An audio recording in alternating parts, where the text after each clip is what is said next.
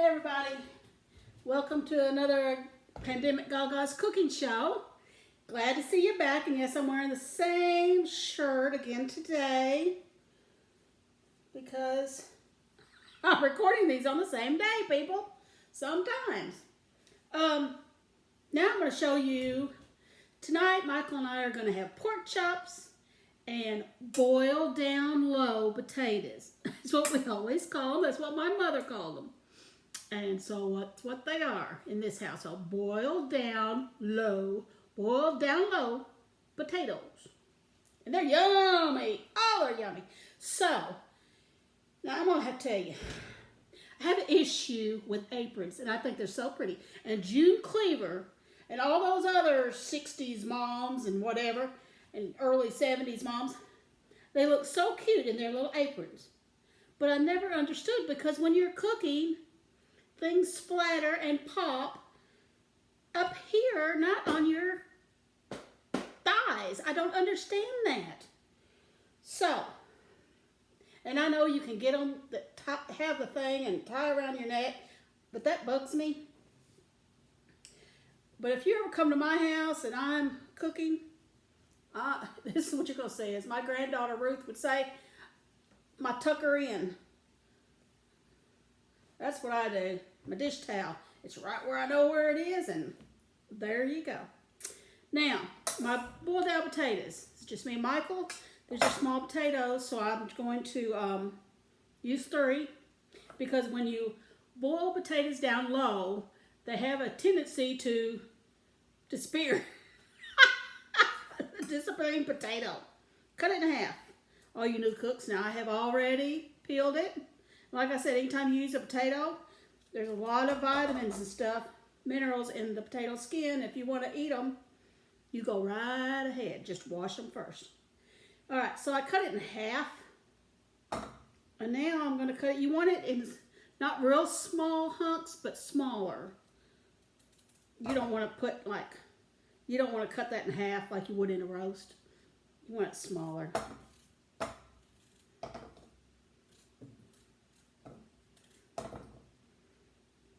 Half again. There you go. Cut in half again.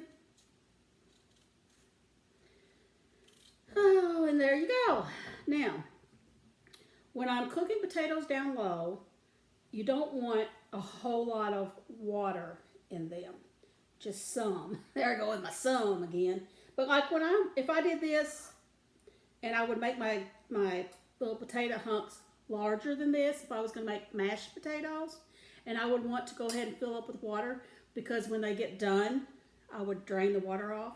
Well, I'm not going to drain this water off. It's going to cook down low, so I don't need as much water to start with. So I'm going to put some water in here.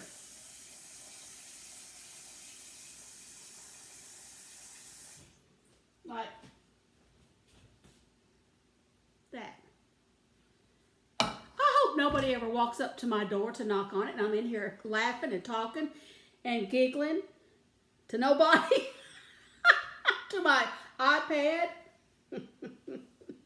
I'll do anything for y'all, just about anything. Now let's see. I'm going to put some butter in there.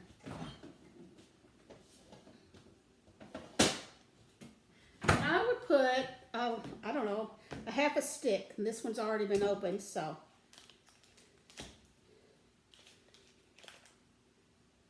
Half. Thereabout. Pop that in there. Add some salt. I'll probably add a little more salt after they get closer to done cooking. I'll go ahead and put some pepper, but I'll have to put that. Now, I will also put, actually you don't have to put pepper, but because I use crushed red peppers. Michael says I use too many. He's probably right. I'm going to put some of those in there. That's all that takes care of. I'm going to set this on an eye. It'll be a small eye because it's not, your eye needs to fit your pot. I'm going to set this on here, and I'm going to turn it on high. Give me just a second.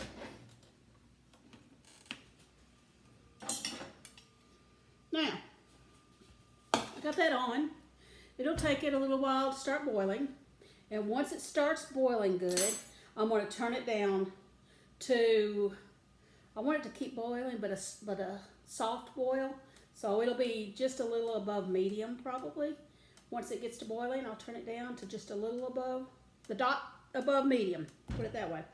And I don't put a lid on it or anything. And I'll let it boil, and they'll, 30 minutes about. But it gets kind of, you know what potato soup looks like, soupy like that? It starts looking kind of like that without the cheese in it. And that's when I'll probably need sometimes when it gets to that point, I will take my spoon and get in there and cut 2 or 3 of those pieces of potato in half so that they'll get kind of really mushy, and that makes it more, the liquid, thicker and yummier.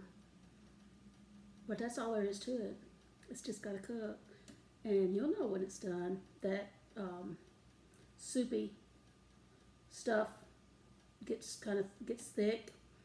You may have to turn it down if it's not quite time to eat to, just low, above low, something like that. And just let it kind of stay hot that way, and that's fine. But that's all there is to that. And they're very good. A lot of people, including me, like to dip them in ketchup. Now, we're also having pork chops. I've already thawed them out, popped them in my pan, sprayed my pan. And what I'm going to do is the way I always do it if I'm just going to have regular pork chops. I'll pepper. If you'll season with salt and pepper, you can get by. And I'm going to salt sparingly for my household. Now, I'm going to take these because I've got salt and pepper on them. And I'm going to take them and I'm going to flip them over. Now, see, they're still raw, but I'm going to flip them over. See? And I'm going to do the other side. And I'll tell you why after I get done doing this. You just have to wonder for a few minutes. If you're a new cook, I'm glad you're learning. If you're an old cook, you're probably sitting there going, how did this woman ever raise a family? But I did. So, both sides have been salted and peppered. And nothing else is in the pan except me spraying it. So I'm going to put my eye on high. Go ahead and turn it on so it can get going.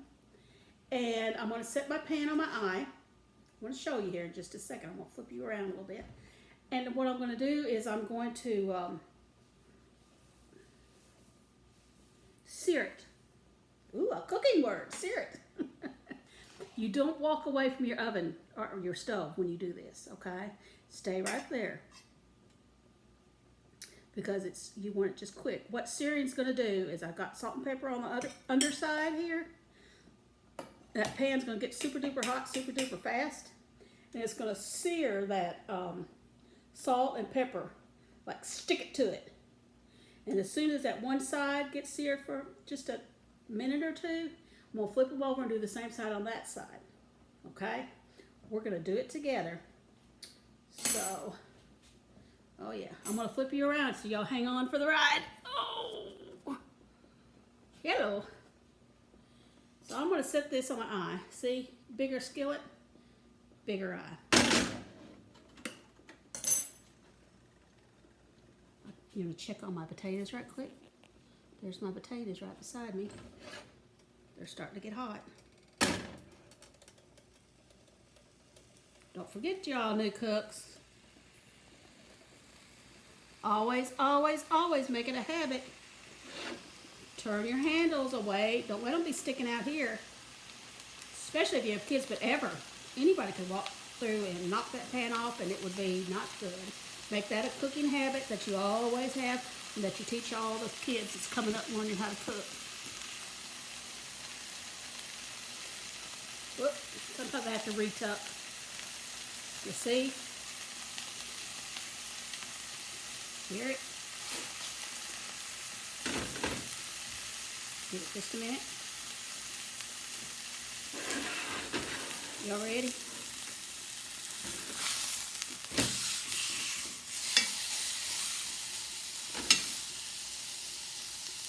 See how it's seared on there? I'm going to do this side.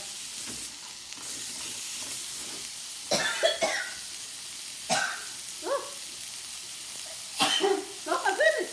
That pepper. Woo! Got to me. Alright, now, get it down.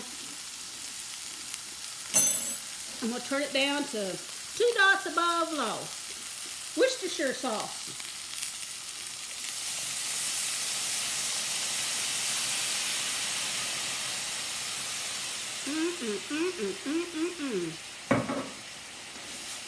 So wiggle it around a little bit to make sure it gets underneath them good.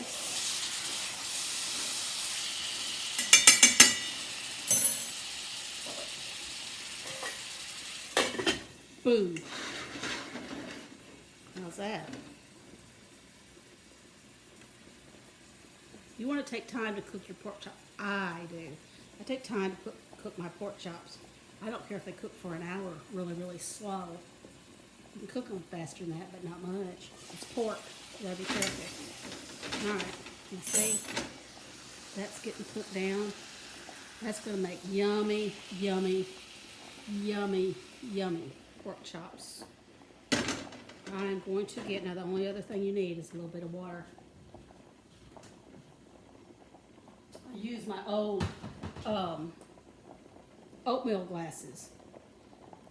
Girls, guys, folks, when I was little and maybe before I was born, oatmeal, I don't have my thing right now, but came in a canister thing and made out of like cardboard or something. I guess they still do. And so at one point they hid these glasses and some little plates and all down in there. So when you bought oatmeal, you got a glass or a little saucer thing. Or a little bowl, little bitty bowl about that big. I've got several of all that stuff. My grandmother had some, and then I got several of hers before she ever died. She gave them to me. The little play, I like to play with them. And when I was little, it seemed like I was cooking. And they're glass, but they're real thick glass. See, I just added a little bit of water. Well, can you see? Oh, which way did I see? Just make sure it goes in all of it. See it? Going right in there. Put your lid on it. Every once in a while, come back through the kitchen and peek. Now, this lid, I'm 60, okay? Things have been broke over the years. And the exact lid that actually fits this got broke. It was a glass top. But this one almost fits it. It still sits in it good. But some steam can escape, which is a good thing. Because if it was my regular lid that fit real tight, I would actually take it and cock it a little bit like that. Otherwise, you'd be boiling your meat, your pork chop. I don't want boiled pork chop. But this one I can just set in there because it does it without me doing that. Now, so these will cook 45 minutes, an hour, whatever. And I won't add any more Worcestershire sauce or anything, but I will add just a little, and I mean like maybe 3 tablespoons, but I'll just dump some in there if it starts to dry out, because I don't want it to dry out. And then when you serve it, you'll have all kinds of little juice that makes it so good. So every now and then you want to come over and pop the lid, flip them over, and add, if you need to, add a little bit of water. If there's any water in there at all, leave it alone. My potatoes are boiling really, really good. I've got a nice big spoon. I don't use a slotted spoon on my boiled down low potatoes because that soupy stuff is yummy too. So you want to get that on your plate. So let me turn it. See, they're just a boiling away. So they got a hard rolling boil. So I'm going to reach over here, and it's on high. So I'm going to turn it down to 2 dots above medium. Let's see how that goes. And like I said, it's going to take them nearly 30 minutes too. So we'll be good. I'll probably throw in a couple of biscuits. I wish y'all how to make homemade biscuits if I can remember something. I discovered Pillsbury frozen biscuits, and they're really yummy, and I quit making homemade biscuits a few years ago. But I don't mind showing you how to make them. They're easy. Well, that's it for today's cooking show. You guys have a wonderful day.